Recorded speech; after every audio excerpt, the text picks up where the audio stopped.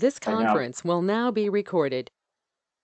No, that's fine. What I want to make sure is it's something that, because here's what I do in life, and I don't know if you've heard me say this, but if something doesn't happen 60% of the time, well then I what I don't well I still address it, still handle it, but what I don't do is allow that to become the norm, because our mind is really weird. If something happens once or twice, we start to think everybody does it. Before you know it, we're actually creating that problem, you know, by starting to say things like, well, during this, like, one thing you can't do is, I would never allow myself to say the word corona. I would never say virus. I'd never say pandemic. These are all things that can cause chaos, right? Me personally, I would just call, I would just say right now the situation we're in. I never say any negative terms. I just want to make sure we're not, well, here's a great example. I'm doing this same call with another company, and he goes, well, Scott, what do you do when unemployment? Right now, that's the biggest excuse I'm getting. And then I said, all right, well, how many other people are having that excuse right now? And before you know it, here's what's funny is they said, well, it didn't happen until last week. Now everybody's getting it. And I said, okay, so are we creating this ourselves by even, bringing it up and talking about it? He's like, well, I don't think so. And I said, all right, well, what state are you in? And he said, well, Michigan. I said, cool. So let's just say if your unemployment rate's 10%, which it's not, but let's say it is. It was not at the time. I said, so if it is, then realistically, if you run 10 calls in a week, you're going to have one person on unemployment.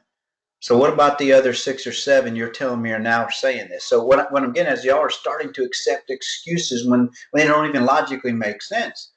And so they were causing problems to themselves. That's why I was just asking, I want to make sure that we don't create this. So I can, and that's why I really care more about hearing about specifics. If you tell me exact call, here's what happened, because I never generalize anything. Because one person says something has no effect on another person in another home. And if they start to, well, that person's probably you affecting that person, by the way. So, I agree with that. I feel that some people get down into the trenches with this chronic stuff, and then it's hard for them to focus on anything else. So. Yeah, and including ourselves, and so all right, we're gonna press forward, and obviously when we start after this call, we are gonna start on Wednesday. What I'll need, so RJ, what I'll need from you Tuesday, whether it's Tuesday evening or early Wednesday morning, I want you to send me our estimates we've given, that closed and didn't close. So basically, just send me all of Tuesday's calls, and if you want to, you can send me all of Monday and Tuesday's calls, because we are going to start analyzing them. So that way, when this does come up in the future, you can be really specific and say, well, here's what happened. How do I address this? And I will go over exactly how to address it, but with one customer in mind, and never generalizing anything. So we will start that on Wednesday. Let me know when you can. Go ahead. I said, sounds good. Okay, cool. All right, let me know when you can see my screen here. Bear with me, I got to get to where we're at. Yeah. And then I'll share it. Here we go.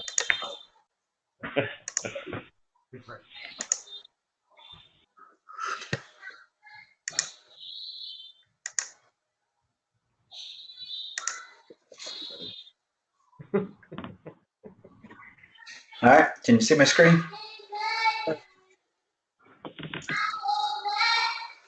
All right, so let's get started here. So in order to close a call, and let me give you my definition of close a call. It's not normally what you would think it'd be. Most people, when they say, well, they're going to close the call, they're thinking about make the sale. Okay, of course, I want you to make the sale, but what I do want is the call to be closed. So how many of you, how many, if you had to guess, just one person can guess, or two, it doesn't matter. If you had to guess, out of 100 people that do not buy from you, how many of those tell you they're going to call you back?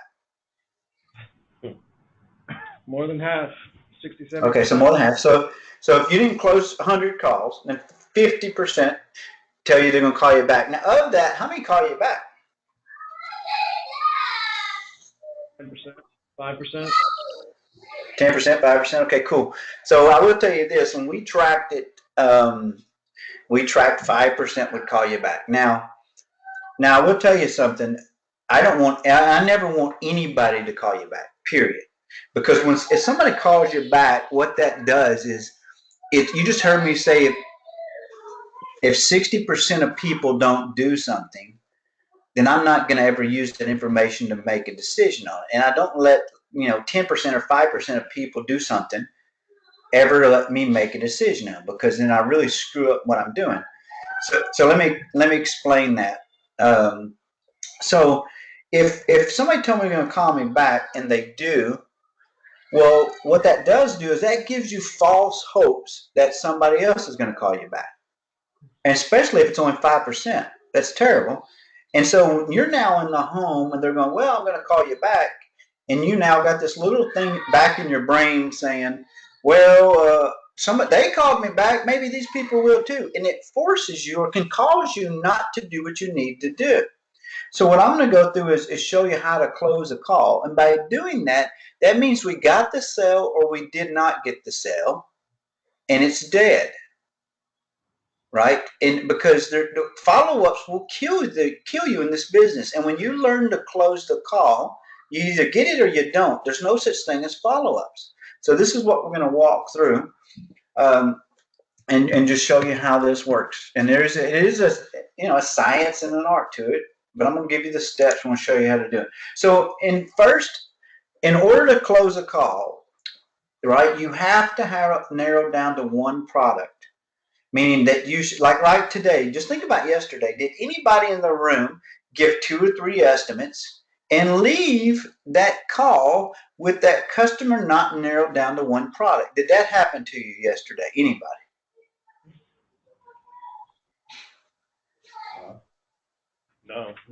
No, he said no. Cool. All right. Because in order to close the call, and I say close it, remember, either buy or don't buy, but we know exactly why, we have to narrow to one product. Okay, and it's pretty simple to do, but if you do, like if you give a quote of 3 and she says, well, I want to think about it, I need to talk to my husband, I need to talk to my cat, or whatever the hell she tells you, and you don't narrow it to one product, I'm letting you know that's a mistake. That's a process mistake. So just an example, you narrow it down to product. It'd be simple as this. Well, if you were going to move forward with something like this, which one would you be leaning toward? And I had a lady that I gave 2 estimates on. Well, I had it narrowed down to 2, and I couldn't get her to go forward. And she had this ugly ass cat. It was sitting in the window. I mean, I'm talking about hairless cat, ugly thing. It's sitting in the window, and the window was open. Now, this lady had no heating in there whatsoever. She didn't have it at the house. Just the window was open. It was a nice spring day, and I couldn't get her to narrow to 1. I said, well, let me ask you this. I'm just curious. In the event after you get this heating and air installed, do you think that cat will still sit in the window? Meaning, do you think it sits there because of the view, or do you think it sits there because you got the window open? Because obviously, after you put a system in, the window's not going to be open. So what do you think it is? And she goes, oh, I don't know. I still think it'll sit there. And so you see, she had to physically walk through in her mind getting a new unit or getting a system put in order to answer that question. And that's how walkthroughs, closes work. If just imagine if those closes work. So eventually I got her narrowed to 1. Well, then obviously once you narrow to 1, you can close it. So then I said, well, so all right, so you think it'll sit there after you put 1 in? Yeah. I said, cool. So now, so back to what we're talking about. Do you feel you'd be leaning toward the 5-year or the 10-year warranty? And she just said, well, I don't know. I'm just not going to do anything right now. I said, all right, but if you were going to do you think you'd lean toward the 5 or 10? And she just said, you know what? I just don't really know this important to me. And I said, well, look, when I leave today, what I have to do is I have to put at least one option, right? I have to put in the computer which one you're leaning toward. This way, if you call back and you want to do it, they at least know which one you're doing. So it doesn't matter, right, if you're going forward today. But what I got to know is if you were going to, which system are you thinking? So this way, we're just prepared if you do go forward with it. And she goes, well, I guess if I had to, I'd be leaning toward the 10. So what I'm getting at is I would have never, now I closed the sale, but I would have never closed the sale unless you get them narrowed to one. So you have to do that. Once you do that, you have to determine, are they somewhere in the call, are they going to be a cash or payment buyers? I think you'll agree. Now, a cash buyer would be, still could be a credit card. They're going to put it on their credit card, but what I'm getting at is about cash or payment. Those two people buy different ways, meaning if they have the ability to write you a check or the ability just to put it on a card. Most of the time people put it on cards. They're going to use it for their same as cash promotions or something. So cash buyers typically want the most value they can get, the most free stuff they can get to get their value up. When a payment buyer, there's two types of payment buyers. One wants the lowest payment as possible, period. One wants a combination of low payment and or low interest. But one doesn't even care about interest. He just wants payment. All right. And so I get a lot of people go, well, Scott, so if I put it on 1 year same as cash, is that a payment buyer? No, that's a cash buyer. And what you can never do, you can never offer 1 year same as cash to a payment buyer. Because what you'll do is you'll cause objections, but not only that, it just causes issues on closing it. So we have to determine or get it narrowed to one, and we have to determine how they're paying. Okay. Once we get those, we can go through the steps to close the call. So let me walk you through what does that look like. Okay. All right. So we got it narrowed. Imagine this. Let's just say you're a cash buyer and you're narrowed down to one option and don't really care what the option is. Well, there's a psychological process that goes through this consumer's mind. So let's walk through that process. So let's say the price I've given is $10,000. So this is my price. Let's say I've given you the price, and at this point, you don't want to move forward. Again, I know you're a cash buyer, and I've got you narrowed to one, so that's where we're at, but you don't want to move forward. And let's say I don't even know why you don't want to move forward. Okay, well, there's a value in this customer's mind. Now, let's assume you've done a good job on getting them to help diagnose or design the system. So let's say you're quoting a Goodman, whatever it is, widget, and let's say that they love the efficiency, they love the system, they love everything about it. Let's say there's no issues with the company, no issues with you. So at this point, the only thing we got left is price and time on that wheel. Those are the only two things we have left to close. So once we get here, again, this is a customer that loves everything, and she's either got an issue with price or time. And more than likely it's price. Okay. But at this point, this is where she is. All right. We're at $10,000. She has a value point, and we don't know what it is. So you will never close this call until you find out what her value is. Because if her value was above where we were at, she would have went with it. But she didn't. So at this point, we have to find out where her value is. And I'm going to show you the way you ask for the value and determine what is this? What is this? What is she thinking? Okay. Once that happens, okay, then, and again, we're using this as a cash buyer. So when that happens, well, there's two ways, or a combination of these two to get this sale to happen.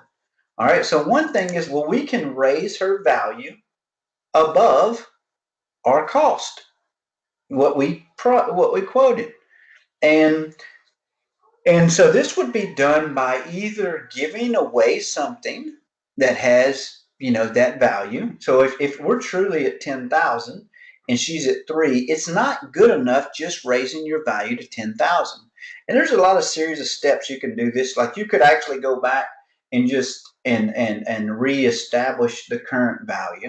You could go back and say, well, this does come with the 10-year system. So I could understand how you think that, this could be at least, I could see how you could think it would be, 9,500, but, because this, let's just say that value of the 10-year warranty gives it $500.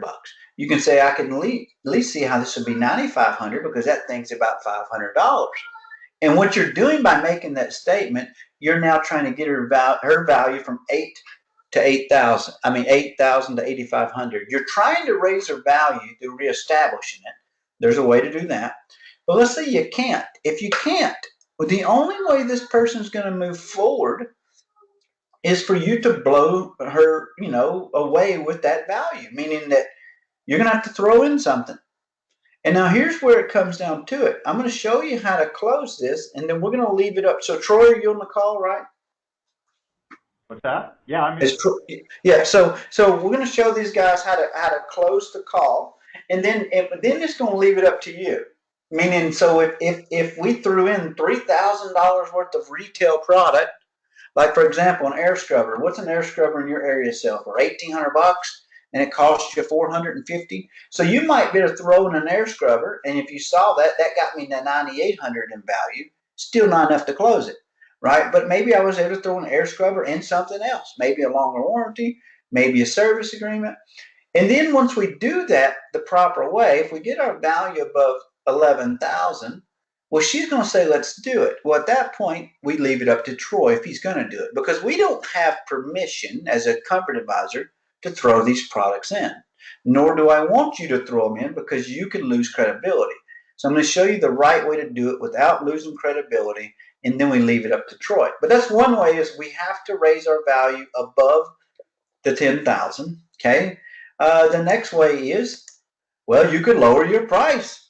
You can just simply lower it below her value line. You can lower it to it or below it. Sometimes you got to go below it, because you heard me say two ways to create urgency takes over, right?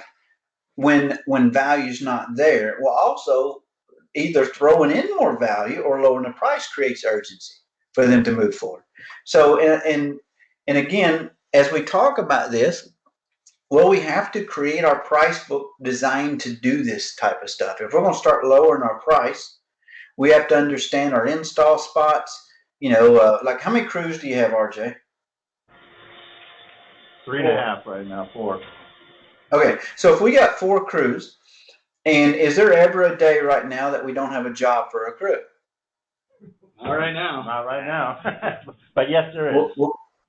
Well, cool. Well, we don't want there to be any period. So that's when you see that, that might be the day that we actually lower our price below her value point to fill that spot, because it will cost us more in overhead if we don't fill that spot.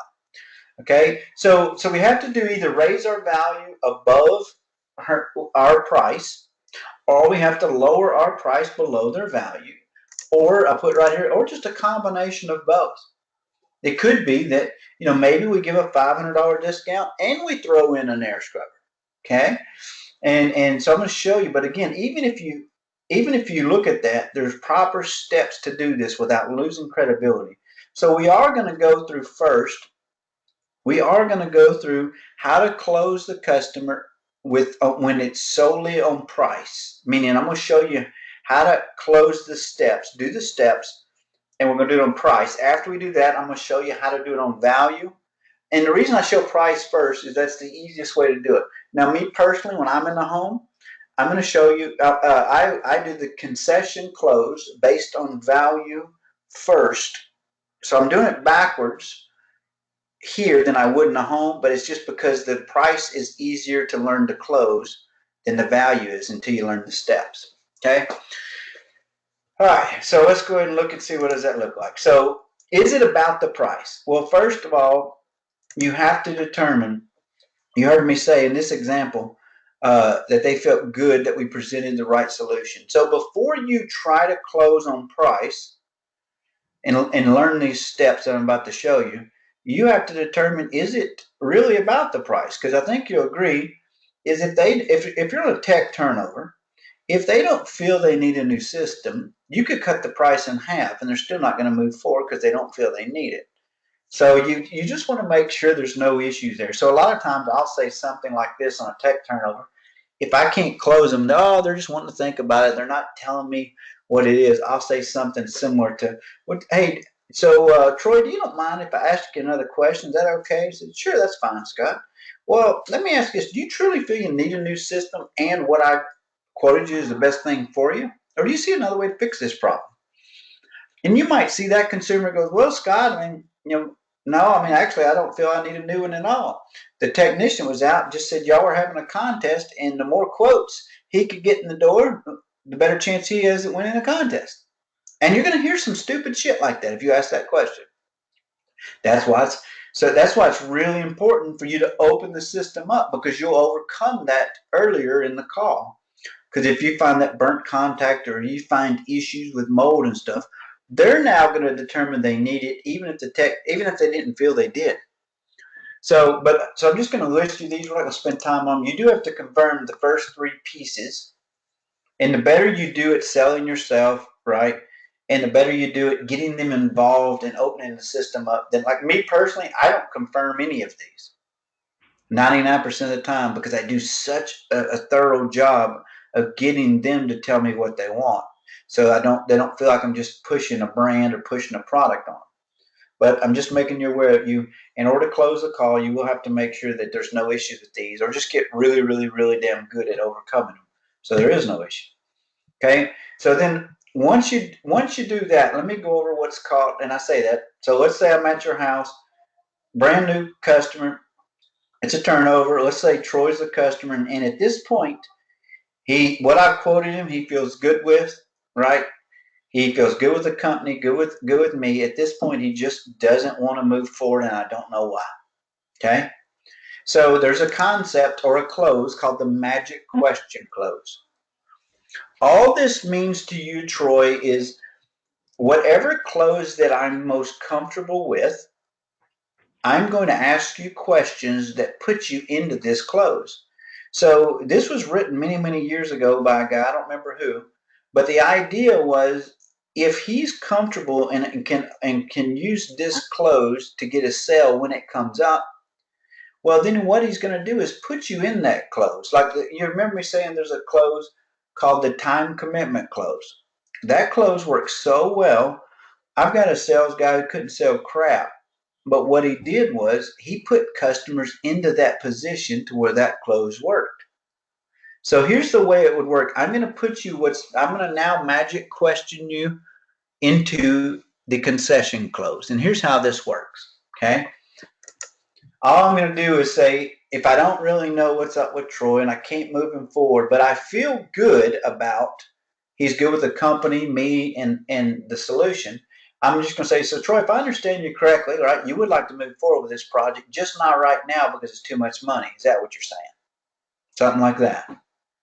And he's going to go, yep, because most people answer your questions literally. So I'm now going to make him admit it's about money, regardless if he admits it's about money, because I'm going to put him in the price concession close, which is very easy to do. And the funny thing is, it works with every personality. As long as they feel they need what you're quoting is right for them, this close works. So if they feel that if you're trying to sell them a train and they want a ream, then this close ain't going to work, because it's based on price. So again, now you heard me say it differently than I got right here. I just say, if I understand you correctly, what you're telling me is you're going to move forward with it. You're not going to move forward with this project right now because it's too much money. Is that what you're saying? Yeah. And this says, is that right? Which doesn't matter. Okay. He's going to say, yep. So then watch the way it goes next. So this magic question close, and it puts you in the price concession close. So this is the one that you, as a company advisor, will have to master.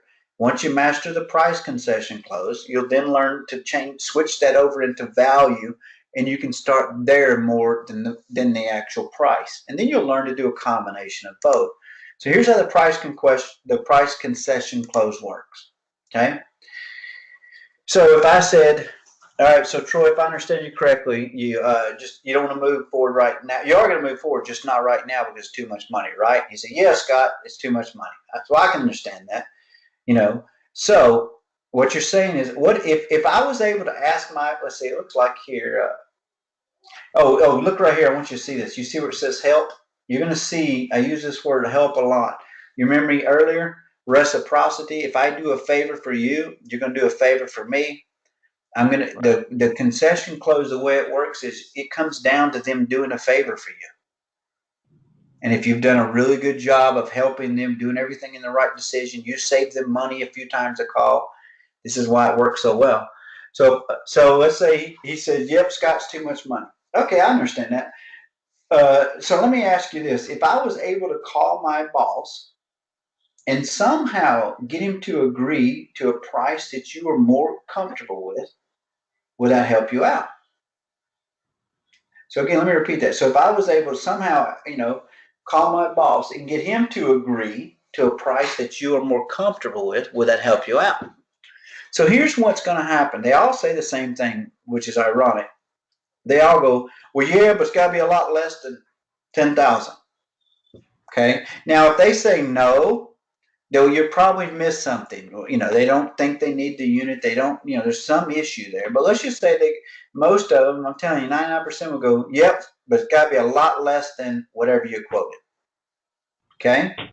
Now, if you notice, I didn't say I'm going to lower the price because I don't have the authority to. All I said was if I somehow was able to call my boss and get him to agree to a price that you're more comfortable with, does that help you out? They're going to say, yep, but it's got to be a lot less than $10,000. Okay. So when they say that, it's pretty simple. You're just going to press forward. Okay. And you're going to say, okay, I can understand that. So, when he said it's got to be a lot less than 10,000, then you say, all right, well, in order to call my boss and see if I can get a price that you agree with, I need to at least know about what you're thinking. So what do you think this would cost? Something like that. Or you're trying to get an idea of what they're thinking. And sometimes you just got to simply ask them. Now, you never want to do this. You never want to say, what are you willing to pay? What are you willing to pay crosses this line of you helping them. It's now starting to push. It's you pushing them to make this sale. That's not what you're doing. If you're doing this correctly, the concession clause, you literally remove yourself out that you even work for the company. The way it works best is similar to like if you're walking through a mall and I ran into Troy and I say, hey, Troy, what's up? How you doing? He said, oh, good, Scott. Other than my car just blew its engine and I got to go buy a new car. I said, really?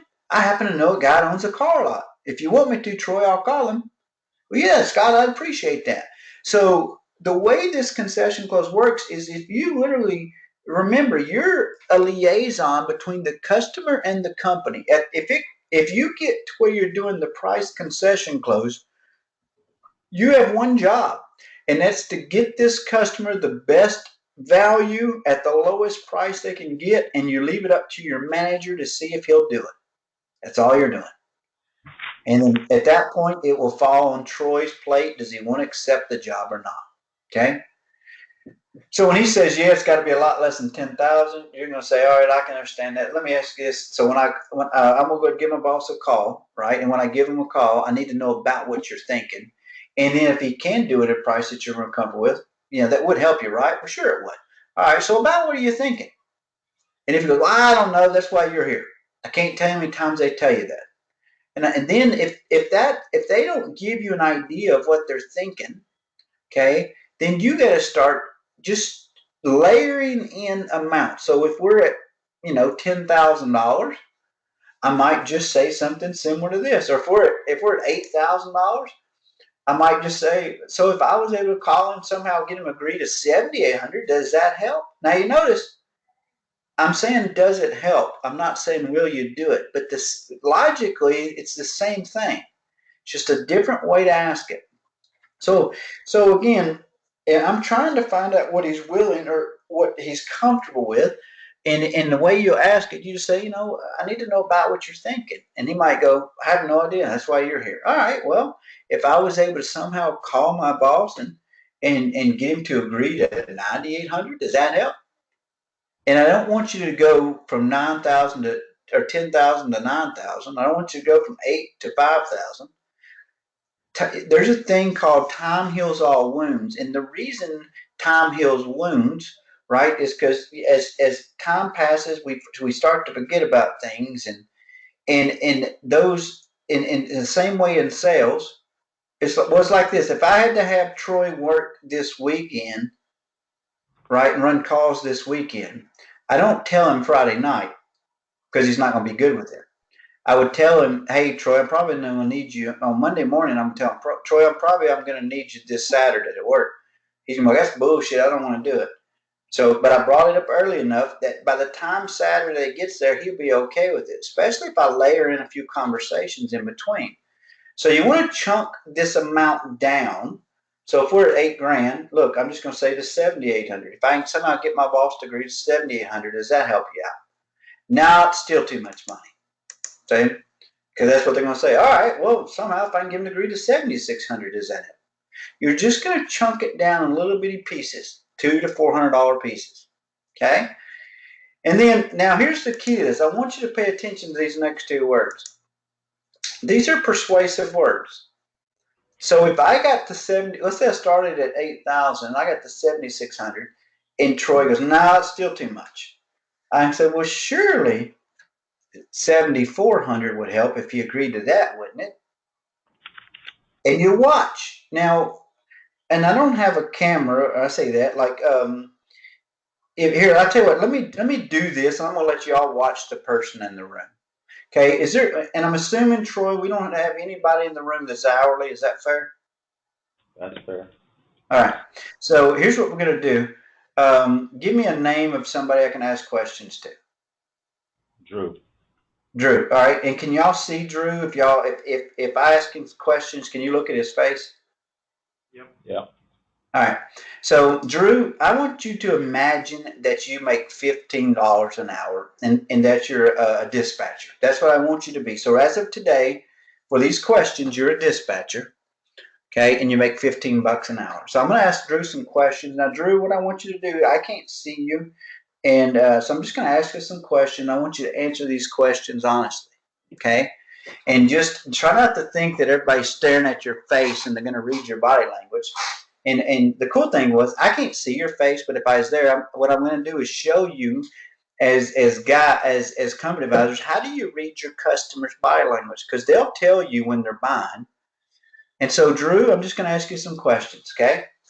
So let's say it's 7 in the morning. You show up again. You make $15 an hour. You're a dispatcher, and I walk in and I said, "Hey, Drew." Let's say I'm the boss. I'm RJ. Hey, Drew, let me ask you this. It's a little slow today. I mean, obviously, I want you to be able to earn your pay, but it's a little slow today. So if I was to give you $20, would you go home today and for the rest of the day? Would you do that for me, Drew? I would indeed. Did you say yes or no? Yes. Well, damn, why'd you give up so easily? That's why realistically you want to ask somebody that truly makes hourly. Because here's what they do when they make hourly. They're going to say $15 or $20 or make, $80, $100. No, I'm not going to do it. Right. So they're weighing out. So do me a favor. Again, it's hard to do this because you truly don't make that. But let's just say, how about this? Forget the hourly. Let's say you're going to make $150 today. Let me rephrase that question. And that $150 is very important to you, by the way. Okay, because you don't want to just give up your wages. So if I was to give you $20, Drew, would you go home today? No. Okay, so let me ask this. What if I was able to increase that to $50? Would you go home today? No, I don't think so. Okay, so I don't know what he looks like, but hopefully, let me ask you this. Did his eyes go to either side of did he look either way when he made that decision? He did. He did. Okay, cool. Then, so he's being, believe it or not, Drew, then you're being really natural. Now, well, I'm not going to ask you the next question yet because he probably hasn't done this yet. So again, Drew, that 150 is real important to you. And again, if I was asking a real CSR, that's what she's doing. She's saying, hey, or a dispatcher, this has got to offset my 150. All right, so Drew, so let me ask you this. What do you drink beer, or do you like beer at all? No, I don't drink beer. Do you drink any liquor? No, I'm a Coca-holic. Coca-holic. Okay, cool.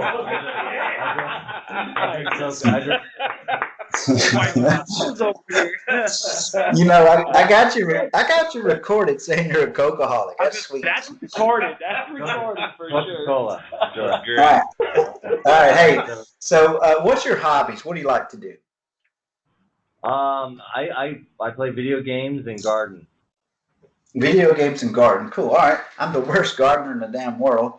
I've tried to grow crap. It just don't grow for me. But I try it every year. I got strawberries and grapes and crap planted now. But so, all right. So let me ask you this: what if I was able to give you $50 and then I don't know, and maybe you get an extra day off with pay so you can spend on gardening. Now, if I was able to do that, do you think you'd go home today? Sounds intriguing. Okay, Uh, so maybe so you see maybe he's getting close now.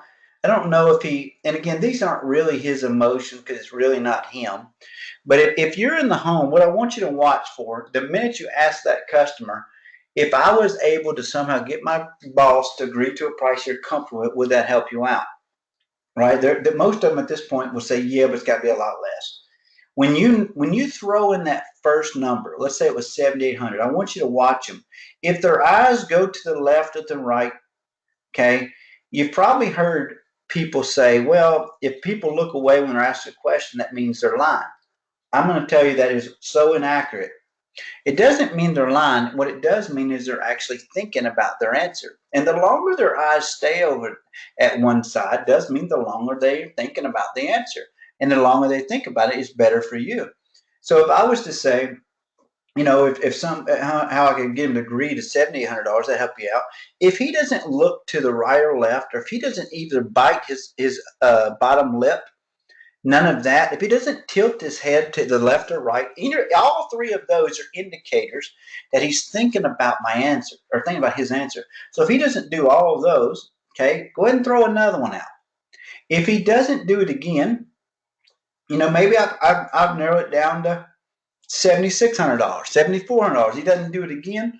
At that point, me lowering the price is not helping this person. So the next step I would want you to do is I want you to switch at that point to the value concession clause. So we might switch now to throwing in value, to throwing in something. So now what you'll see is as we ask these questions, you'll see his head tilt. If it tilts to the right or left, or he moves his eyes to the right or left, or he bites his bottom lip, or just puts his teeth on it, don't really have to bite it. The longer he does that, you're getting really close to getting him to pull the trigger. Because 100% of people have a breaking point. Meaning, if he really was going to make $150 today, well, obviously, if I doubled if I said, look, if I pay you $300, would you go home today? He'd be like, hell yeah. Why wouldn't he? Right? Or if I was to, let's say, he said, he likes this garden thing. Well, so what if I was to, pay him $100 and give him $200 gift card? He can go to Home Depot to pick some gardening supplies. Sure, he would do it. So what I'm getting at is you start to as you're doing this, I want you to watch their body language. And the minute you see somebody shift their eyes again, tilt their head, or bite that bottom lip, or suck it in, start to use this word. Well, surely $7,400 would help. And you'll watch them. They'll now start to go, well, yeah. And if there's any hesitation, then just throw in definitely. Well, definitely 72 would be good, and that would help you out, wouldn't it? Yeah, 72 would be good. So all you're trying to do is do it in a way that you're trying to find out what they're comfortable paying. And it's very important that you ask the right way. You don't just say, what are you willing to pay? If you notice, I'm saying help, I'm saying comfortable, and I'm repeating help, help, help, help. The minute they tell you, though, and say, yep, Scott, if your boss agrees to do it at 7,400, that would definitely help. Okay? So when they say yes, that would help, you're now going to switch it to, so if I understand you correctly, if I can get my boss, and I always say somehow, obviously I made this a while back, but me personally, I'm in home, I say if I can get boss to somehow agree to allow you to have the job at whatever amount is now, we can get you taken care of now. So you now see I'm switching a little bit from helping to getting them taken care of. This is still like me saying you're going to do it, right? But in a very non-threatening way. So they're going to, at this point, they're going to say, well, yeah, if your boss agrees to $7,000, y'all can go ahead and do the work. Or they'll say something similar to that. Now, again, what I've done here is I have not lowered my price at all. All I've done is say, if I get my boss to do this, does this help? Because I'm going to go to bat for you and see if I can get it done. I've not done this, and this is why these steps are so important. You never want to go, well, what if I do it for this? Will you go ahead and do it? That doesn't work. That's very confrontational. That puts you in a loss of credibility because you don't deserve the right to lower the price. Okay. So now let's say he says, so if I understand you correctly, if my boss somehow agrees to $7,000, we'll get you taken care of. He said, sure, cool. Now watch what happens here. If you remember the wheel, well, you got the company solution, price, and time. We just locked you down on price. We have not agreed to that price, meaning the company has not, but we got the customer to agree to a price that we don't even know we can get. That's what we're doing. So we're asking you to concede to price before we actually go to bat for you. All right. So the way this next one works is you do not go to bat for the customer until you lock down time. This is one of the biggest mistakes I see covered advisors make is they'll actually, if a customer goes, well, see if your boss if this is the best he can do. And you'll call in and maybe Troy says, well, I can give a 10% discount, 5% discount. And then what happens after you give it, they go, okay, well, I'm going to still get 3 other estimates. Thanks. That's called getting chumped. So you never call Troy and ever see if he'll do anything for you until you lock down time. Time is an objection. Okay, it's the last objection we have to close. So before I ever will call Troy, I'm going to lock the customer's install down of when we're doing it. And here's the way this works. So Troy, in my businesses, every time a company advisor is headed to a call, our sales lead coordinator calls him and says, hey, Troy, this is Scott. Well, obviously you know who it is. I say, hey, Troy, I'm headed to you're headed to a turnover. When you get this thing locked down, just to let you know, our next availability is tomorrow. So make sure you get it sold for tomorrow. So you're going to be told your install spot before you run a call. And the reason that happens because time is an objection. So here's the way this would go. So let's say he says, well, yep, Scott, if he can do it for $7,000, I'll go ahead and do it. I said, all right, so I'm going to go ahead and give him a call. But when I do, he's going to ask me if I help Troy, is he willing to help me? Let me explain what he means by that. So my boss is a super nice guy, right? He loves all of his employees. He wants to make sure they can always get a full work weekend. So he's more willing to help you if you actually do the job in our next available install spot. This way our installers can get their hours in. Does that make sense? And they always go, well, yeah, that's fine. Okay, so this tells the story. Then the question is, so I've checked our install schedule. You didn't really check it. My company advisors got told this when you were running a call. But so I checked the install schedule. Our next availability is tomorrow. So are you willing to field tomorrow, right, if he helps you out with the price? If he says no, don't call in and talk to Troy because you've not closed this call. You've not got a commitment on time. And so this happens a lot here. It's amazing how much this does happen. You'll get a consumer that goes, well, Scott, I can't take off tomorrow. Horse crap. You know how many people take off work, right? And when it's a priority to them, they'll find a way. When it's not, they'll find an excuse. So when they say, well, Scott, I can't take off tomorrow. And I'll say, well, I'm sure you got personal days. So why don't you go ahead and look at taking a personal day? And maybe I can get my boss to agree to $100 less. So if let's just say we're at $7,200. I'm going to say, maybe I'll go ahead and ask him for $7,100. This way, you can take a personal day and it's like you're getting paid an extra $100 to be here. So let's look at that. And I'll just take another stab because we have to learn to fill our schedule. And I can't tell me people go, yeah, that's fine, I'll do that. Because they take personal days. Hell, people take them all the time. They'll watch a football game on a Thursday night, call in sick Friday. Obviously by knowing that, we'll just, but again, that's only, I don't know, probably 20% of the time they're going to tell you they can't do it. But in this example, let's say he goes, no, that's fine.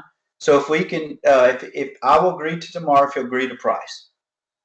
Okay, so when that happens, You're done with the concession close, the price concession close. Now you just got to call in and see if leave it up to Troy.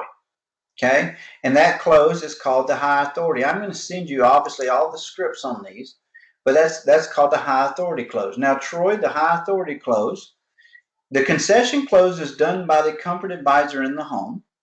The high authority close is you and the comfort advisor talking to each other on speakerphone while the customer's listening. And there's three ways that close goes. So I'm going to send you the scripts. We're not going to go through them on this call. We don't have time because I do want to show you how the value concession close works. But so that when you master the concession close, and I say master it as a comfort advisor, if you know it the way I know it, like so level 4, it's just amazing how this works. You narrow it down to if price is really the objection.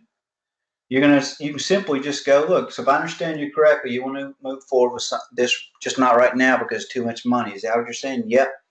All right. So let me ask you this. If I somehow able to call my boss and get him to agree to a price that you were comfortable with, does that help you out?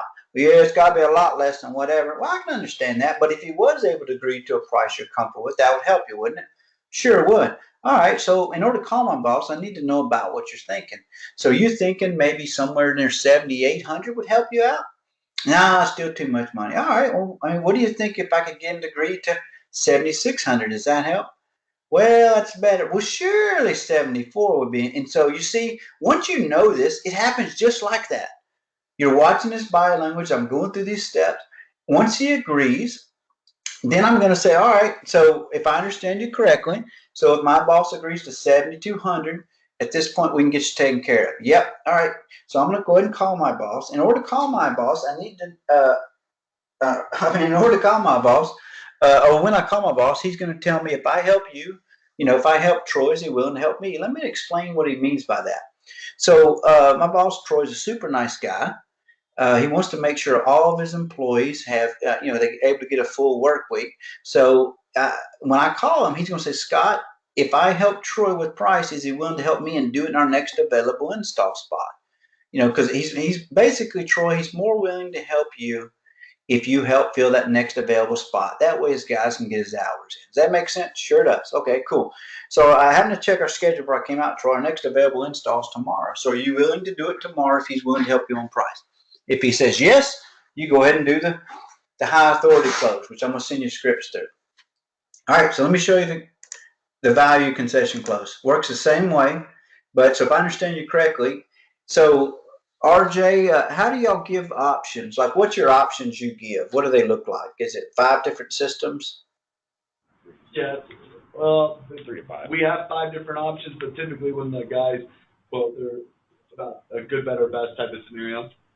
Okay, so so my price books, just to let you know, they're the same, but they step up with accessories. Like obviously the top option. So let's just say, like for example, in your area, I would probably me personally, my price books would the base would be a 16 or 14 seer, whatever it is, and then each. So if I might give you 3 or 4 estimates on a 14 seer. The difference between them would be each one up would have more warranty and more accessories. So the top of the line would probably have an air scrubber and have all this other crap accessories built in it. But the difference between my top option and my low option, they're going to be the same unit. And by doing that, I have now built the value concession closes into my prices. So the way this would work is, so if I understand you correctly, let's say you love everything about that top option, right? And let's say it's $20,000, but you just don't want to pay for it. And when I go down to the next option, let's say it's 16 grand, you're going to say something similar to this. Well, damn, I like the things in this one because I'm now removing things that you have liked, that I've tied into your survey and tied into your family and tied into how they affected you. So I would say something like this. So if I understand correctly, RJ, you love everything about the 5-star system or this option, right? But it's just too much money. Is that right? And if you see the way the value concession close works, you're able to, throw in products or close a higher option at a lower option price. Okay, so if you see, I would set both of them up this way so they're the same close. Once you set them up, let me show you what they look like here. So here's a one that I used all the time, regularly, every single day. My guys use this every day. So it said, all right, so if I understand you correctly, what you're telling me is you love everything in this 5-star system, but what you're saying is just too much money. Is that what you're saying? Yep. Okay, let me run this by you, have an idea. What if I was able to call my boss and somehow get him to give you, right, give you the 5-star system at the 4-star price? This way you get the air scrubber and everything it does, right?